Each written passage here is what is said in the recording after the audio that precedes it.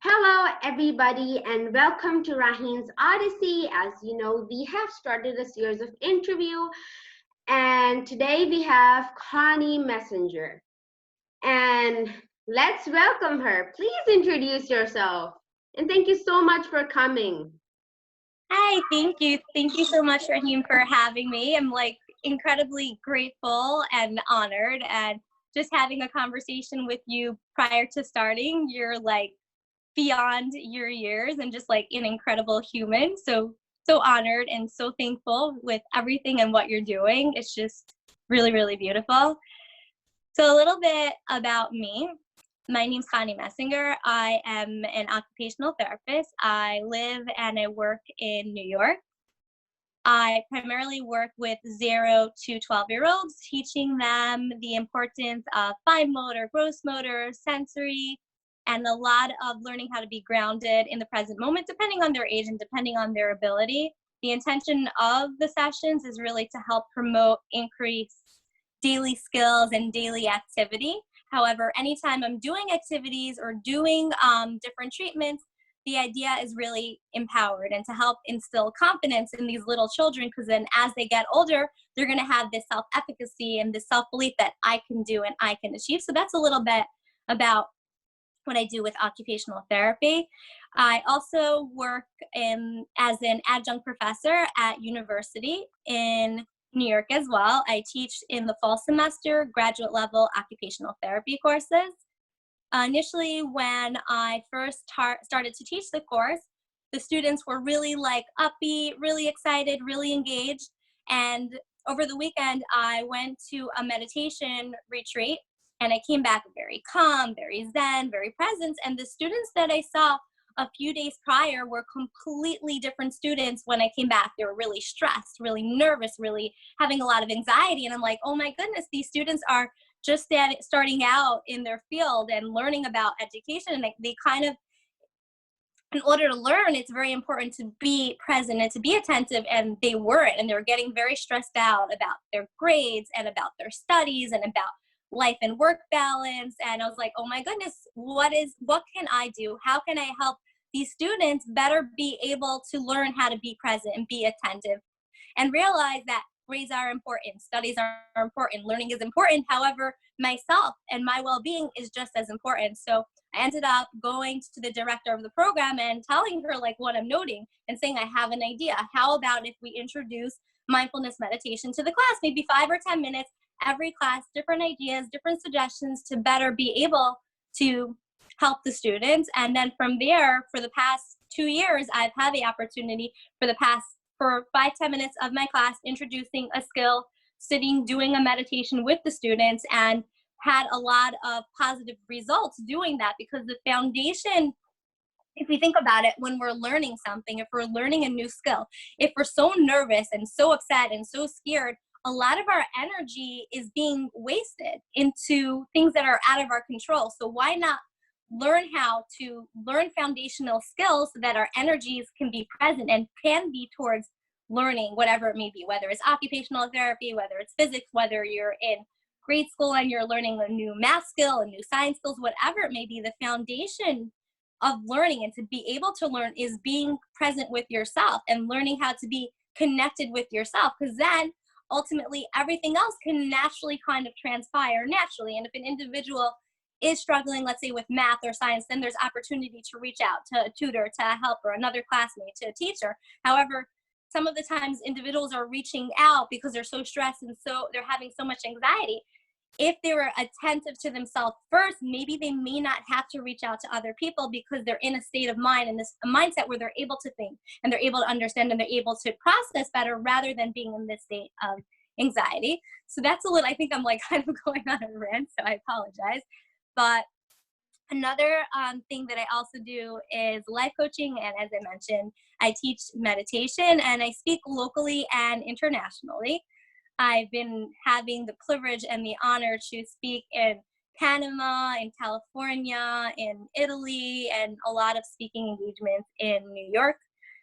And because of this travel restriction, I was supposed to be in Delaware and Pennsylvania and Costa Rica. However, life happens and things happen. You kind of learn to be in the present and learn that I have the plan. I want to go and travel and I want to speak. I want to do all these things. However, I'm not granted the opportunity right now, and that's okay. And it's with acceptance and trust and taking that step, even though feeling really frustrated and really angry and really upset. It's acknowledging that and regrouping and refocusing back into the present and seeing what can I do? What things are in my control to be able to transform and inspire and grow.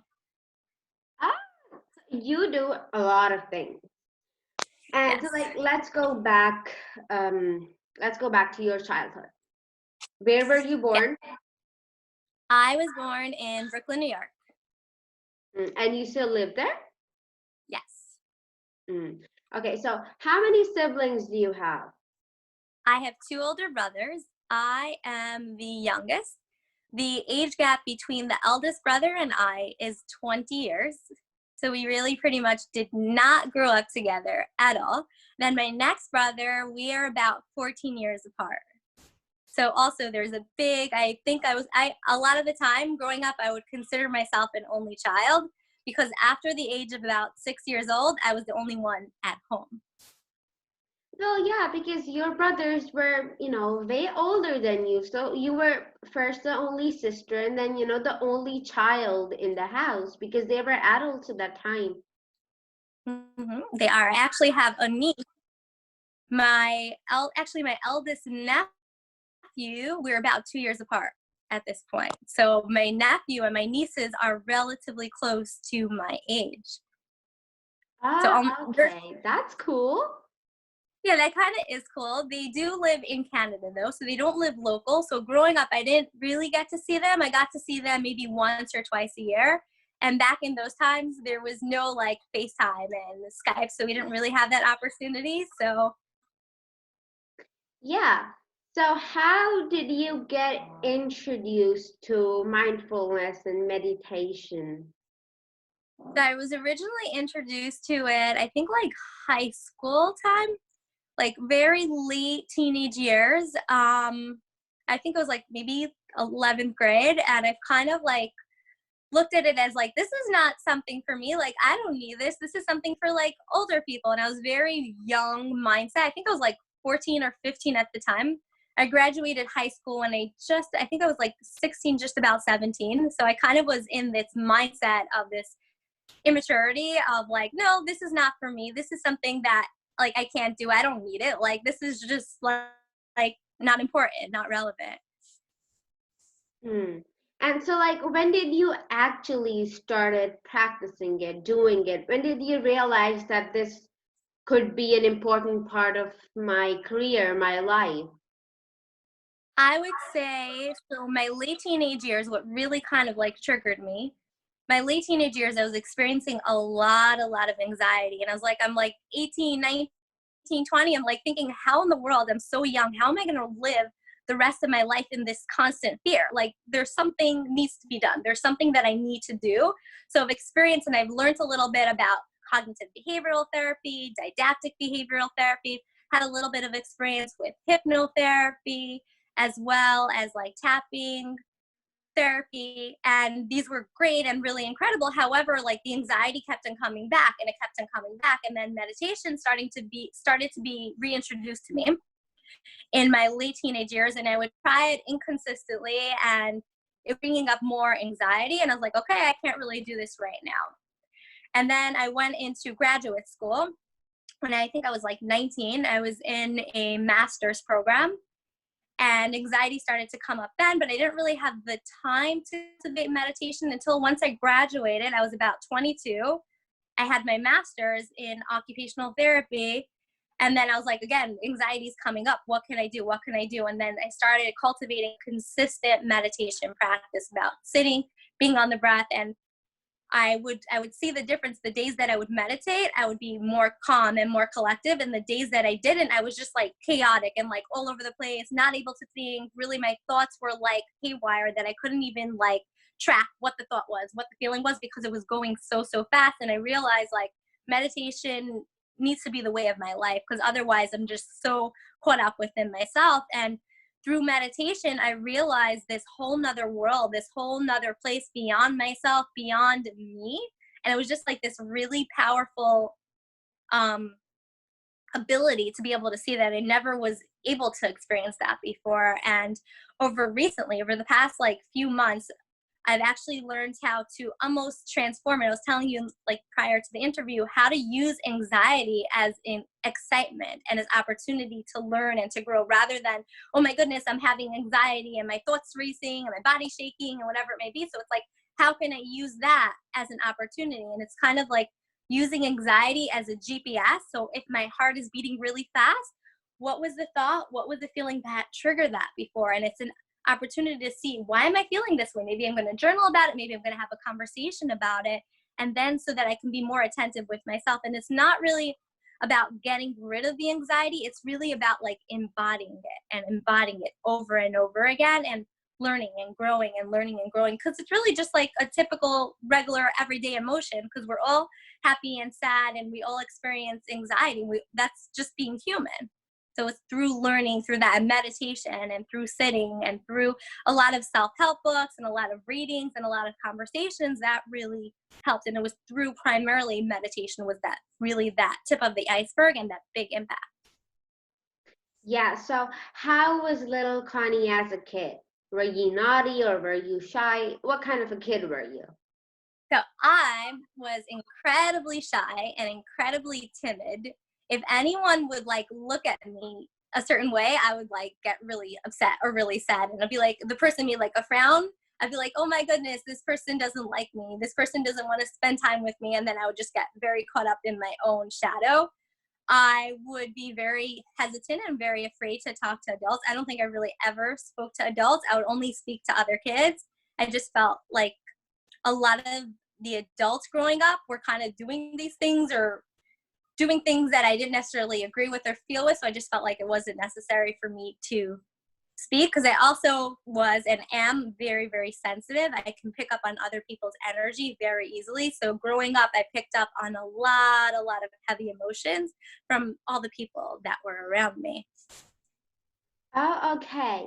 And so, everybody has that favorite thing to do when you're young. That could be playing, that could be sleeping, or even crying for some people. What was your favorite thing to do in your early childhood? That's a very good question. So my favorite thing was to go outside and play with my friends. We would play ball games, we would play jump rope, we played hopscotch, we played like ching chong. I love to trade stationaries. I would have this like stationery book with like Hello Kitty and with like Tamagotchis and all these like really Anne Frank and these cute little stickers. And my friends and I would go like almost like every night outside, play, and we trade our stationaries. Yeah, so I believe everybody who is a different person in the society, they're bringing up as different, and that is why they grow up to be different. If I was treated different, that like other parents treat their daughters, then I am growing up to be a different person. So, what do you think was different in your bringing up? What do I think is different in my upbringing? I think growing up, and for me, I tend to look very different than a lot of the children I went to school with. I have blonde hair and blue eyes, and there are some individuals that do. However, I was always treated a little bit differently just because of the way I looked. So that kind of came up. Sorry? I see that's different because, blonde hair and blue eyes go good together. Yeah, and it's something that's not necessarily, it can be a norm, but typically it's not something that we see, let's say, in the school system or where I grew up, so that teachers and people, or especially people, would kind of like treat me like very doll-like and very like precious and kind of like on a pedestal, and almost at times like an item and not necessarily as a person.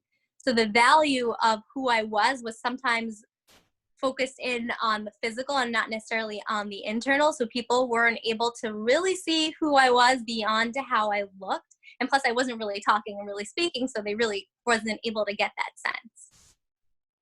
Yeah, I think, we should actually think of people beyond how they look. If I have, I don't have blonde hair, I have brown hair, I have brown eyes, and, wherever I'm from, am I from Pakistan or I'm from India, wherever I'm from, that shouldn't really be something that people should be looking for.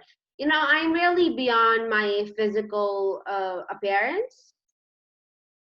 So I Mm-hmm. think this should be something that people should really take care of. What do you want to say about that?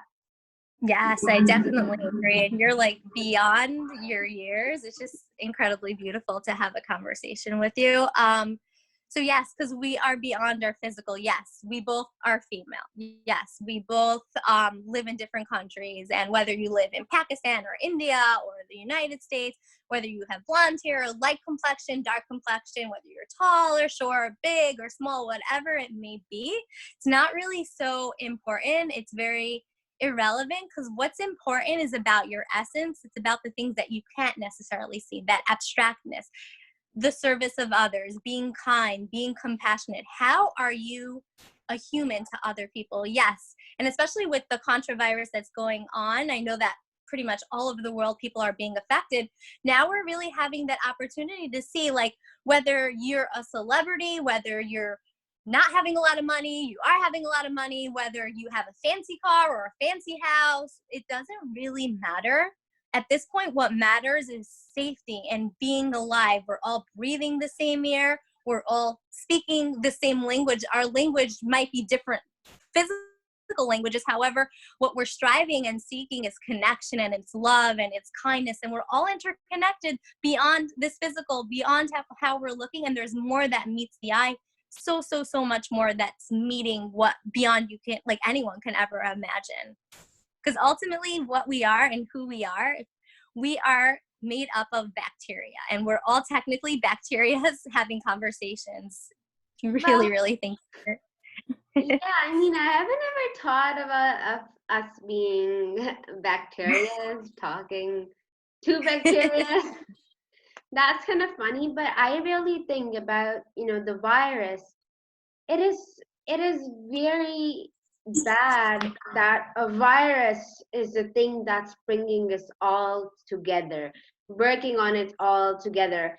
And in the start, virus was something that was also bad because, anybody who looked like Chinese at first would be avoided to talk to you and stuff because, China is where the virus came from.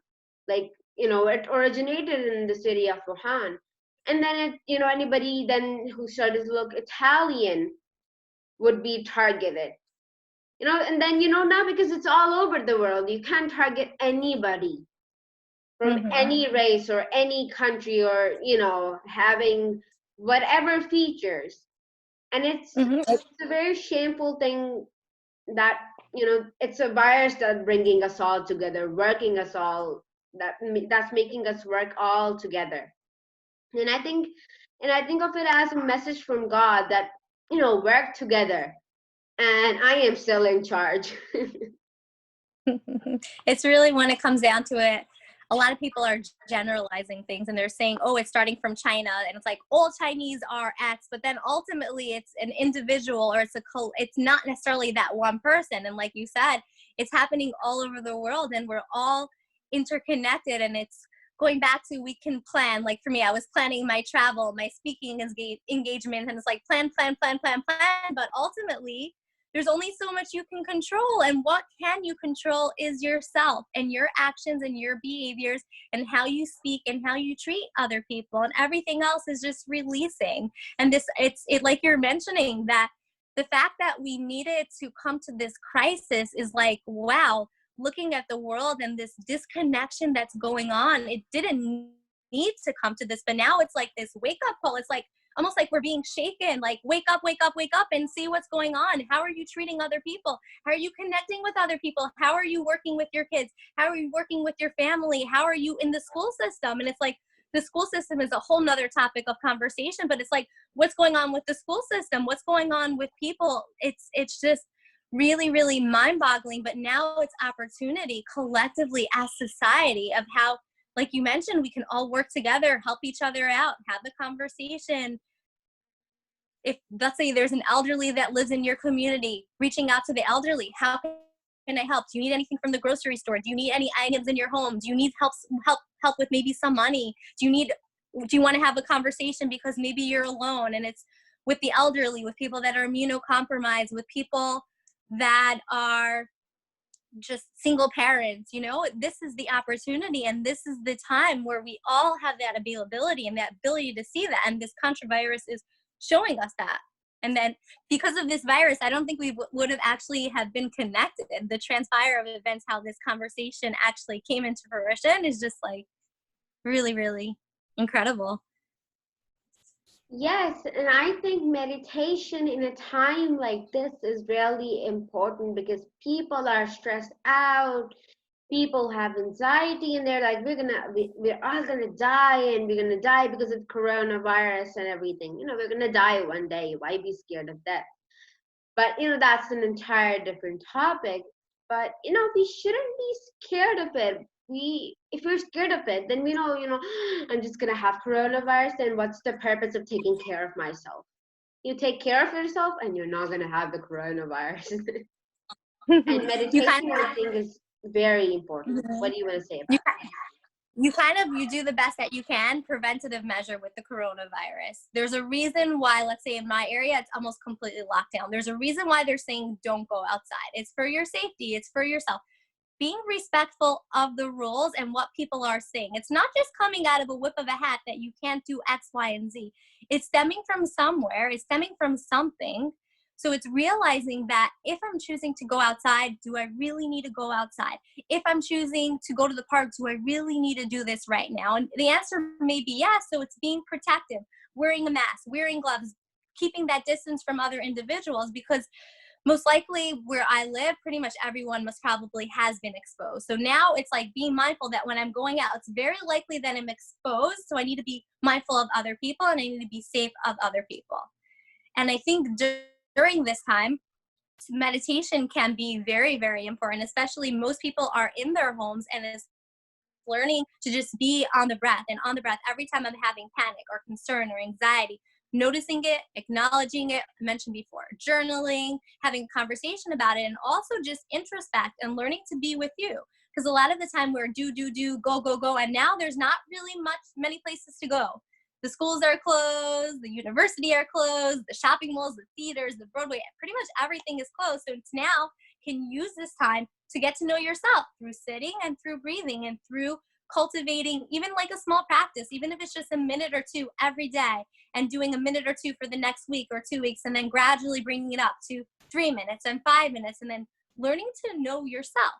That can be a really nice way to spend some time. Yes, and you should always understand that there were many people around the world planning many things. I was planning my next theater performance, that you were talking about theater. So I was planning my performance. There were many people around the world who were there to welcome their babies, or who were there to welcome somebody from abroad. Some people's birthdays were coming, some weddings were coming. And somebody were there, like, who wanted to travel, and everything stopped. So we need to learn that there's also other people that are with us, and we really, even now, I think there's still room for improvement of working together. So I think it's enough about coronavirus. So what's like the best memory that you have from your teenage years? I would say volunteering. I had opportunity to go to another country, and I had opportunity to see a new way of living. I think I was about 17 at the time, and I was only exposed to the United States. So traveling to another country and seeing how other individuals live, and being able to teach English, being able to help with community gardens, being able to help with teaching writing. That was really, really incredible. And to be able to connect with people, even though we were speaking a different language, being able to connect on through nonverbal, through just playing games and activities. We did ball and we did jump rope and we did hopscotch, and being able to connect on that was just something I didn't realize that I had the ability and to be able to do. So that was really amazing. Yeah. So, do you like traveling? Like, I've heard a lot about traveling in this conversation. And like, why do you love traveling? Because everybody has different reasons of Mm-hmm. loving traveling. Yeah, so I love traveling. I typically like to link traveling with speaking. So I'm not just traveling, I'm traveling and there's an intention. So I'm giving a meditation class, maybe I'm teaching something on occupational therapy. And in addition to that, then I have a new experience of trying new foods. Let's say trying to think of where was the last place I was in. I was in Costa Rica. Yeah. Sorry, did it pause? Yeah, it was just me all over the screen, but yeah, it's okay. Just continue. Sorry. You were in Costa So Rica. going to other countries and experiencing other cultures and trying new foods and just connecting and doing things not typically touristy type of things, going into areas where people typically wouldn't have exposure to, and giving my time back, whether it's a conversation, doing occupational therapy, giving a meditation class, or just like helping the community of, one time I was in, where was I? I was in South Africa, and there was a community that didn't have basic light. So at night, it was very, very dark. So there was a group and I that went, and we actually build lights in the community. And just being able to do these, it seems really small, but ultimately it's really, really large, because now these individuals in the community are able to go outside at night. Prior to that, they weren't able to. And it's something in the States that I've never really thought about, because lights is here. We have access to it. We have access to running water. We have access to a surplus amount of food. And a lot of these other places, people don't necessarily have that. So I kind of want to, when I'm traveling, to, as best as I can, go into areas, see how can I be of service of others, rather than I can easily do tourist attractions and go on hikes and swim and do all these like fun things, which is great. And I do that, but I like to also bring it along with some type of purpose, whether it's speaking or really physically being in service of other people.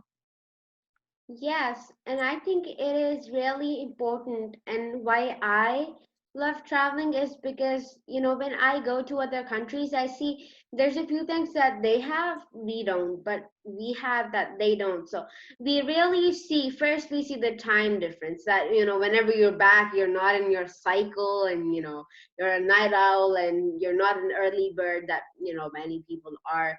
And, there's a lot of things that you're facing, and you're seeing that there's a different culture, they have different food, and even if it's cooking eggs, they have different ways of doing that.